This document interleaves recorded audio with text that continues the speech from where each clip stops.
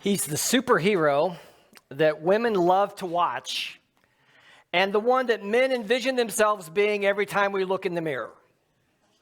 Who am I talking about? Of course I'm talking about Thor, the son of Odin, the god of Asgard. Just take a look at this picture, guys, gals, and tell me that that doesn't resemble every man who's seated in this room today. And ladies, who would you rather have rescue you? Thor or the Incredible Hulk? You know, for those of you who are new to the Marvel Cinematic Universe, let me introduce you to Thor Odinson, who in this picture is portrayed by Chris Hemsworth. Now, he is a small g god, okay? He possesses great strength and stamina. His father was the god of Asgard, and he thought that his son needed to learn a little humility. So he sent him to Earth so that he could live amongst the humans for a while and learn the value of helping other people. And whereas Captain America that we've looked at had his shield that gave him superpowers, Thor has his hammer, his Mjolnir that gives him the ability to really do supernatural things. Things like transport himself in between different universes, and also to travel through time. Now, there's actually a connection, okay, between Thor and our current message series out of Elijah, okay, or about Elijah. We've been talking in this series about the pagan god by the name of Baal.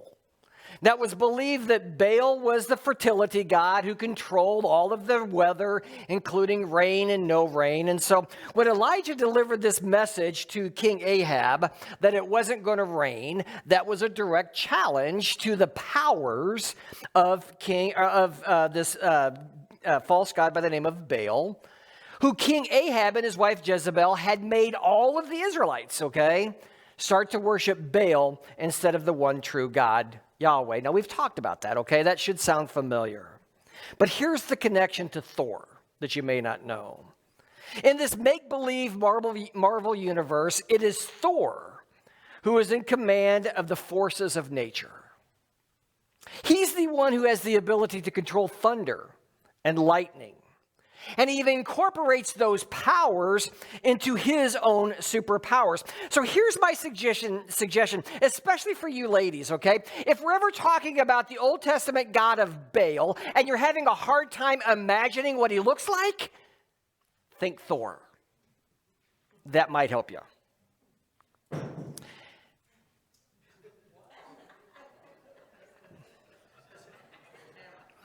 It's a hammer.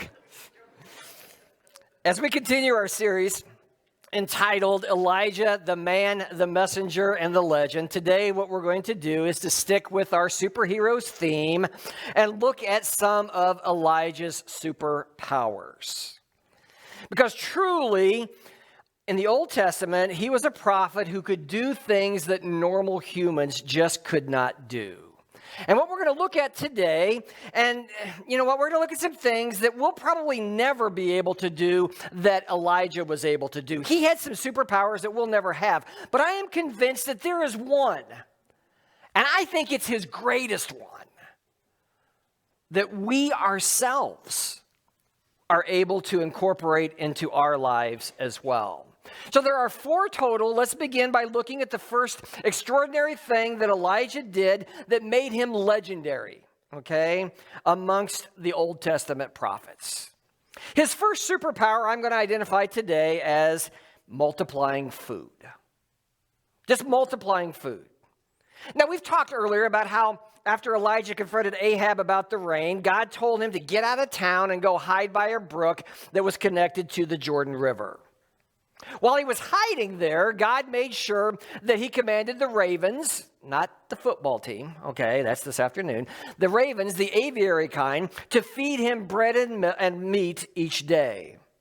But again, this is when the drought was beginning, so eventually this brook that Elijah was camped beside began to dry up. And so this is the next thing that God told Elijah to do. And what we're going to see is his superpower had to be involved in all of this particular situation, okay? 1 Kings chapter 17, verse 8 says this. Then the Lord said to Elijah, "Go and live in the village of Zarephath, near the city of Zidon.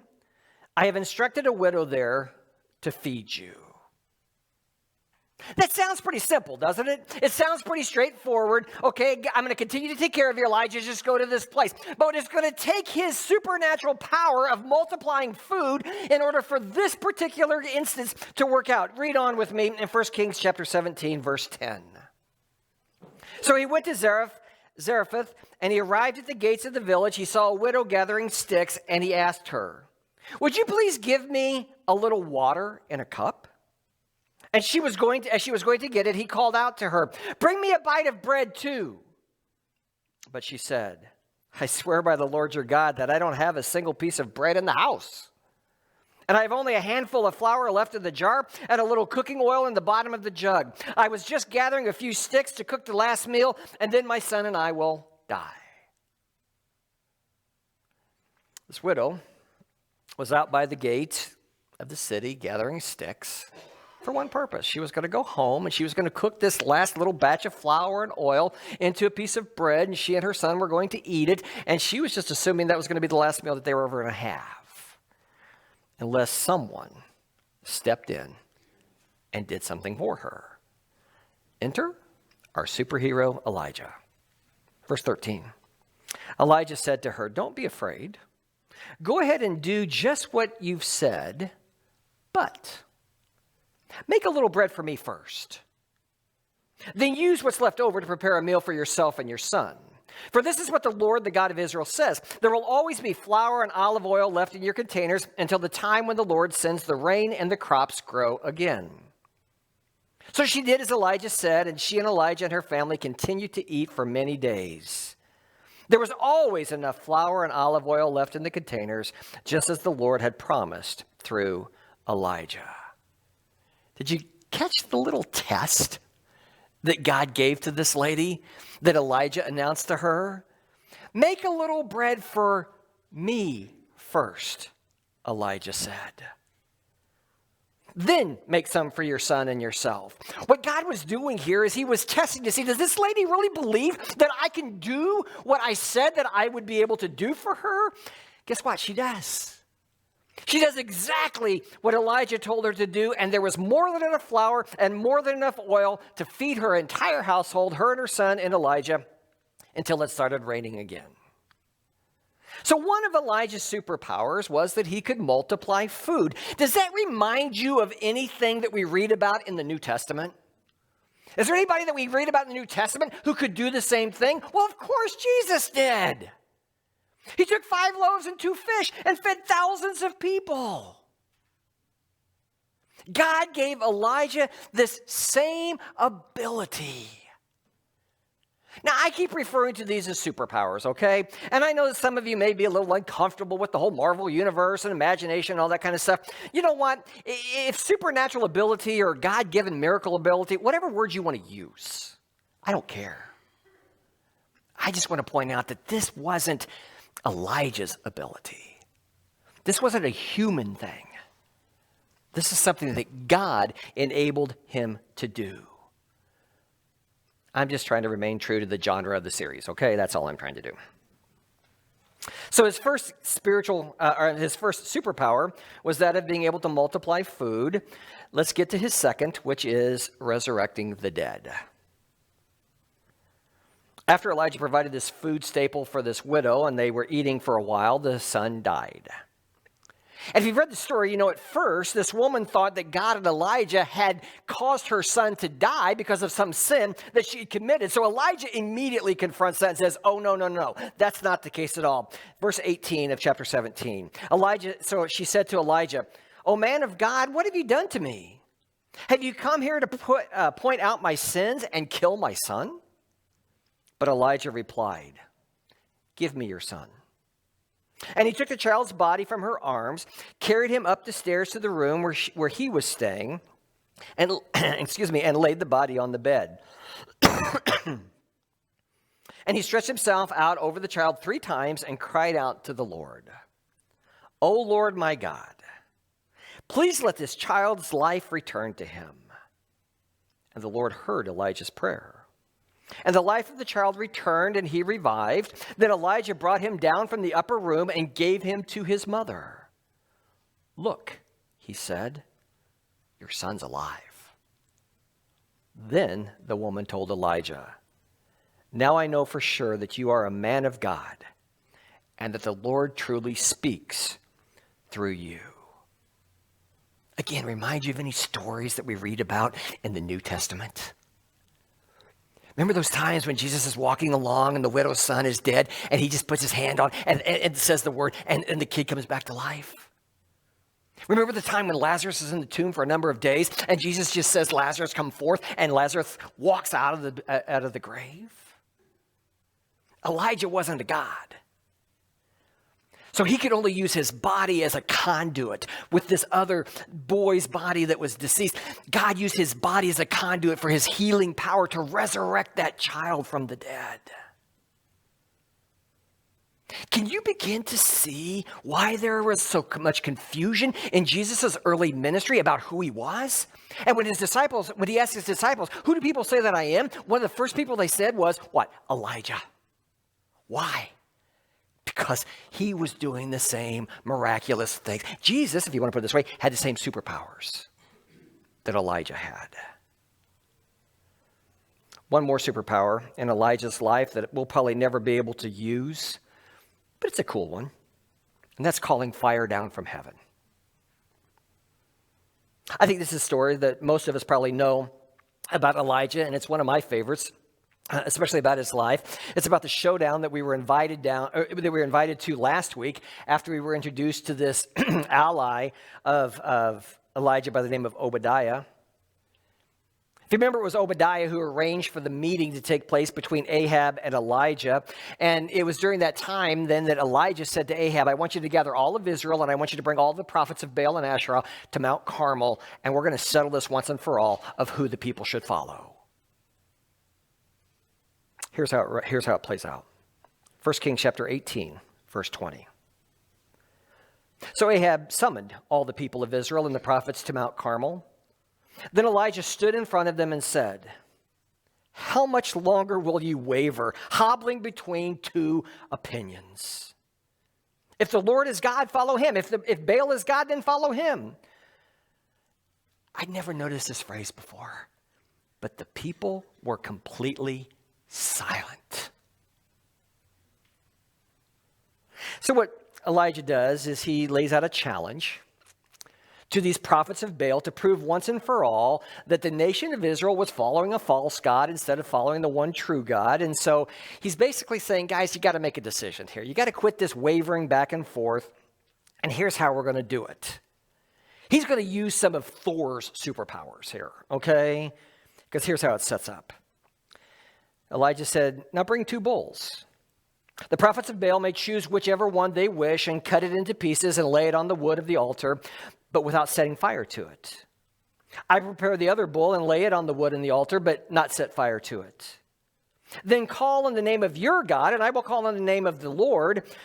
And the God who answers by setting fire to the wood is the true God. And all the people agreed.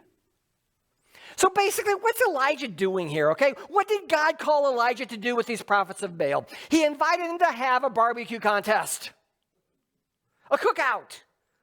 Prime rib was the main thing on the menu. They were to supply, the beef would be supplied. They were to cut them up, put them on the pits, get everything arranged on the grill, but they weren't supposed to light the fires. It was up to their respective gods to do that.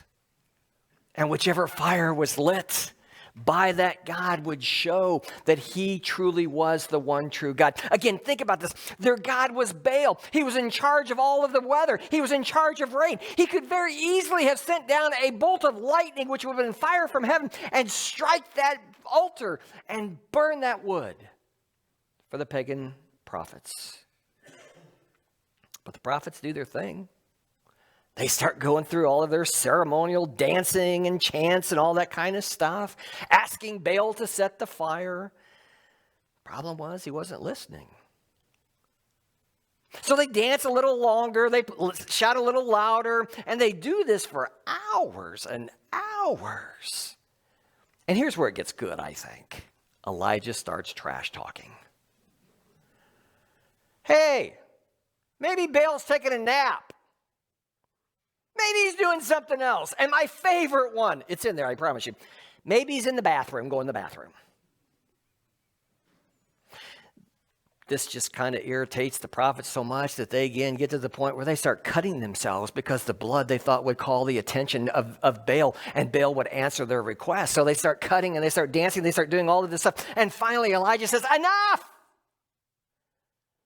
Let's just settle this once and for all. So he sets up his barbecue pit. He prepares his beef. He puts the wood underneath it. He gets everything set. And then he asks him to do something that is just really bizarre considering everything that was going on at the time. He says, get the most valuable resource that we have right now, and I want you to pour it all over the place. I'm talking about water. Because remember, they're in a drought. It hadn't rained for years. Water was such a sparse commodity. Who knows where they would have had to go to get that commodity. And then he says, build a trench around the altar. Fill it up. Just keep putting the water on. And they do that. Here's what happens in verse 36. At the usual time for offering the evening sacrifice, Elijah the prophet walked up to the altar and prayed. O Lord God of Abraham, Isaac, and Jacob, prove today that you are God in Israel and that I am your servant. Prove that I have done all of this at your command. O Lord, answer me. Answer me so these people will know that you, O Lord, are God and that you have brought them back to yourself.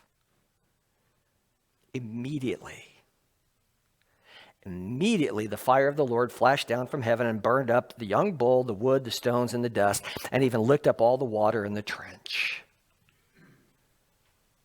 When all the people saw it, they fell face down on the ground and they cried out. They couldn't remain silent anymore. They cried out, the Lord, He is God. Yes, the Lord is God. You might say mission accomplished for Elijah. With the help of his heavenly superpower, he demonstrated that Yahweh was indeed the one true God. Remember an instance in the New Testament when James and John were upset with the town and they asked Jesus, can we just call down fire from heaven and wipe them out? My guess is they were thinking about Elijah when they were doing that. I've said that there were superpowers that Elijah had that I doubt we would ever be able to develop in our lives. I doubt many of us will be able to multiply food.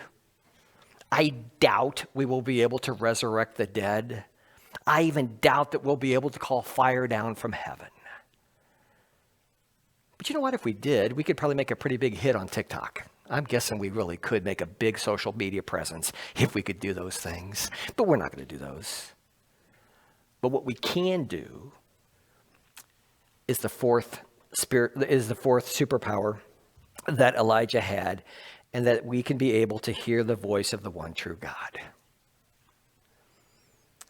We are able to hear the voice of the one true God. George Bernard Shaw wrote a play entitled Saint Joan. It premiered in 1923. Of course, its main character, as you may have guessed, was the Catholic patron saint of France by the name of Joan of Arc. It was believed that Joan helped lead the French army into victory over England because God would speak directly to her what the army needed to do, and she would communicate that information to the leaders, and they would follow it, and then they were successful. In one particular scene of this play, the king is angered because she hears God's voice and he doesn't.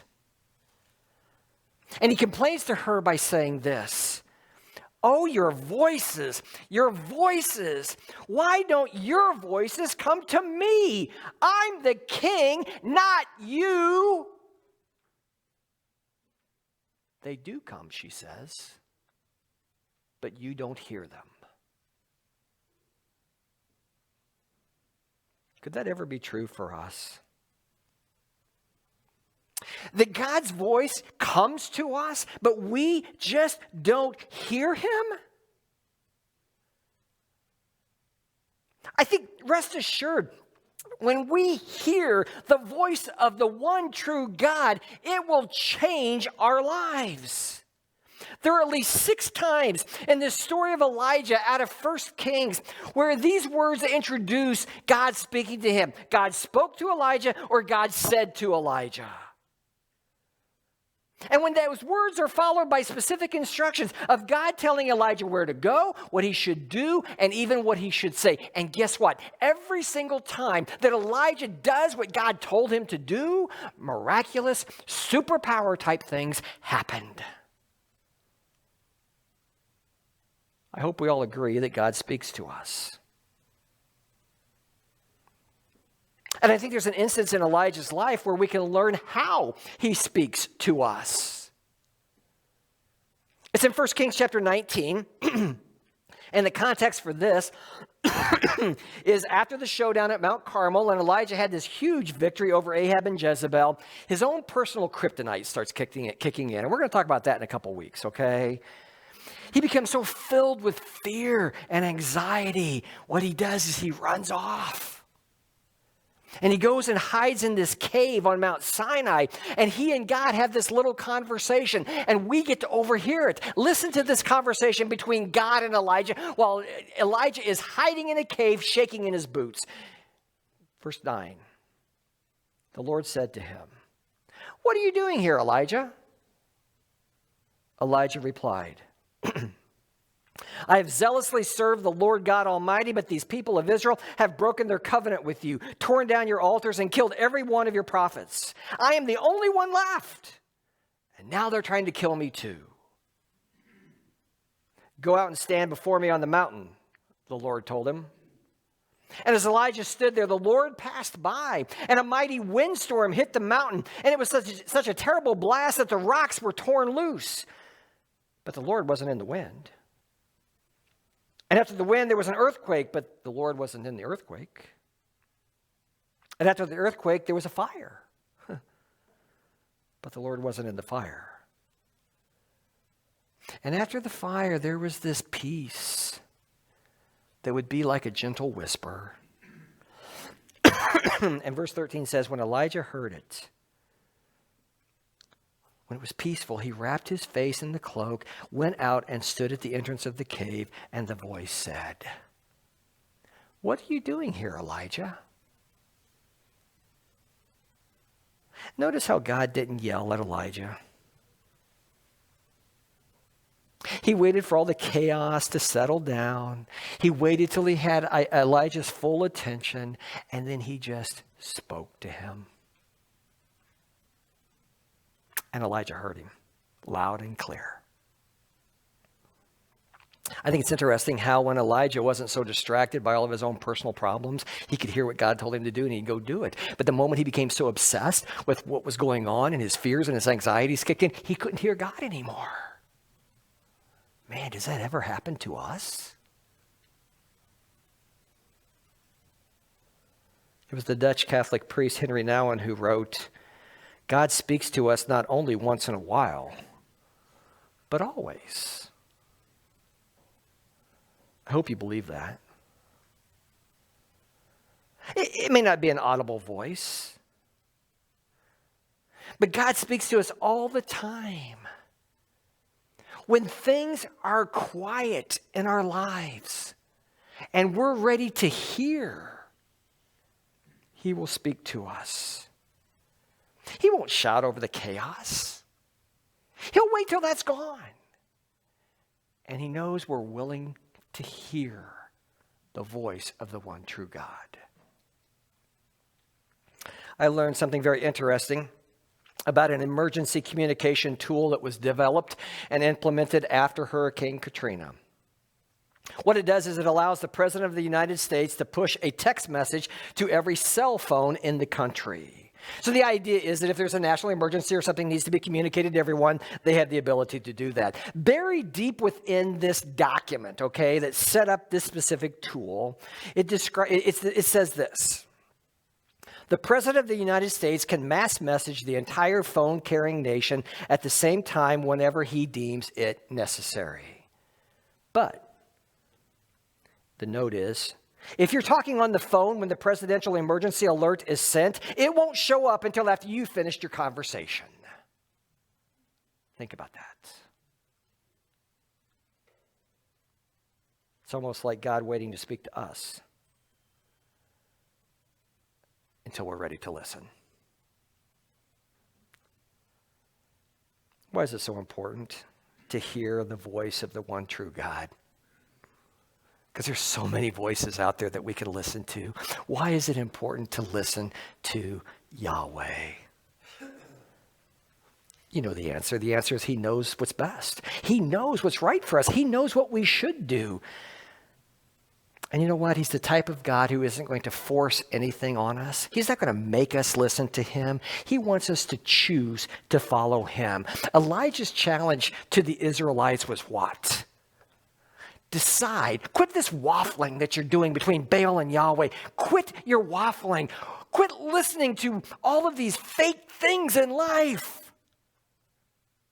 And just listen to the one true God, and I will prove to you who that one true God is, and boy, did he do it with power.